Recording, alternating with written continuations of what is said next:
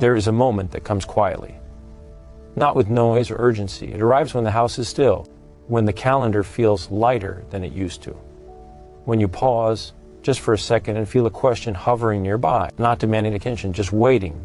Many people reach this season of life expecting relief, less rushing, fewer demands, more time that finally belongs to you, and some of that does happen. But alongside it, something else often appears, a gentle uncertainty. A sense that the ground has shifted, even if nothing looks different on the outside. You may wake up one morning and wonder why the day feels longer than it used to, or why certain evenings feel quieter than you expected. You may notice your thoughts drifting more often, back to earlier years, back to moments that felt full and purposeful, back to questions you never needed to ask before. People around you might say you earned this time, that you should enjoy it, that you should relax now. And you may nod and smile because that sounds right, yet inside there may be a soft hesitation, not dissatisfaction, just something unfinished. It can feel strange to talk about this. After all, you have handled responsibilities, raised families, worked through stress and sacrifice. You learned how to keep going even when things were uncertain. So admitting to yourself that something still feels unclear can feel uncomfortable. Sometimes the uncertainty shows up as restlessness, sometimes as boredom that doesn't quite fit the word, sometimes as a quiet worry that doesn't have a name. You may feel grateful for what you have, yet unsure how to fully settle into it. You may feel free, yet utterly untethered. There are moments when you catch yourself asking small questions that seem practical on the surface. How should I spend my time? What should I focus on now? Why does this feel harder than I expected? But underneath those questions, there is usually a deeper one waiting patiently. It is a question many people sense but rarely say out loud, because it feels too personal, too big, or because it touches something tender. So it stays in the background, unspoken but present.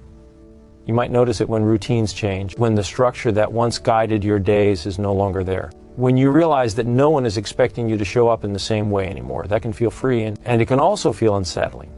You may find yourself filling time simply to avoid the quiet, turning on the television, running errands that don't really need to be done, agreeing to things you're not sure you enjoy, not because you are lost, but because stillness has become unfamiliar.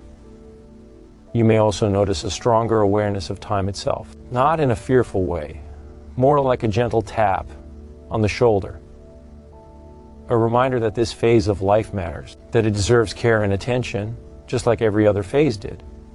And yet, talking about this can feel awkward. Friends may avoid the subject. Family members may assume everything is fine.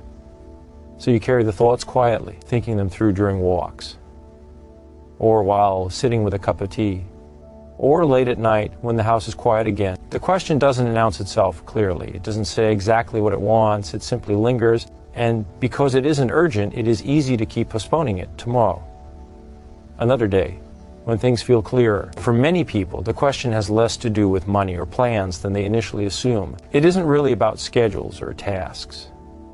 It's about something deeper, something closer to identity, to meaning, to how you want to experience your remaining years. This is where the shift begins, often without fanfare, not as a sudden realization, but as a gentle noticing. A moment when you realize the discomfort isn't coming from lack, it's coming from avoidance. Avoidance doesn't mean weakness. It means you've been strong for a very long time, strong enough to carry responsibility, strong enough to keep moving forward, strong enough to set your own feelings aside when needed. But now, the pace is different, and the inner world becomes louder when the outer world quiets down. That's natural.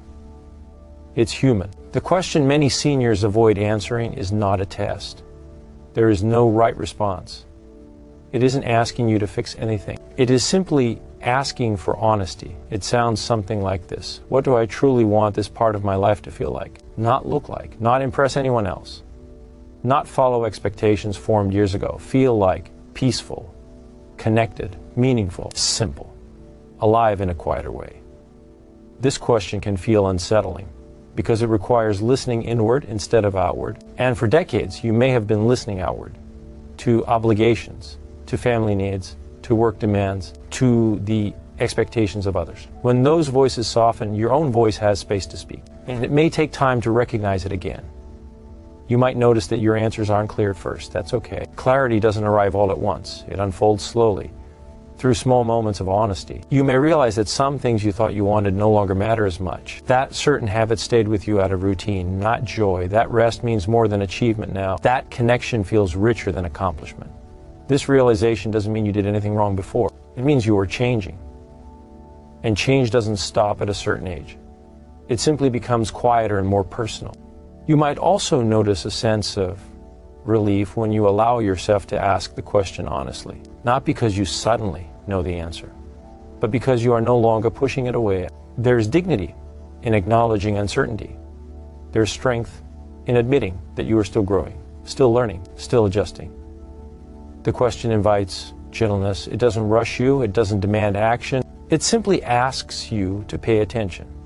Pay attention to how your days feel in your body, to what drains you, to what restores you, to which moments pass quickly and which feel heavy. You may find that peace comes from fewer expectations, not more, from permission to be exactly where you are, from understanding that purpose doesn't always look productive. Sometimes it looks like presence. There is also comfort in knowing that many others carry the same question quietly. They may not speak of it, but they feel it too. In conversations that trail off, in shared silences, in the way people linger a little longer than necessary. Answering the question doesn't require a grand plan. It begins with small acknowledgments, with noticing what matters to you now, not what mattered years ago, with allowing yourself to change without judgment. This stage of life offers something rare: space, not empty space, open space, room to choose with care, room to let go of what no longer fits, room to honor who you have become. You may discover that what you want is simpler than you expected: more quiet, more honesty, more time with people who feel safe, more moments that feel real. Or you may discover that what you want is simply permission to rest, permission to enjoy without explaining, permission to live gently. There is no deadline for answering this question, no finish line. You are allowed to revisit it again and again, as many times as needed. What matters is that you allow yourself to hear it, to sit with it without fear, to trust that your inner wisdom has not disappeared with age. It has deepened. This part of life is not about proving anything. It is about inhabiting your days with care, with intention, with kindness toward yourself. And when the house is quiet again, when the calendar feels open, when the question returns softly, you may notice it feels less heavy now, not because it is answered, but because it is welcomed. And sometimes that is enough to bring a sense of peace that lingers long after the thought has passed.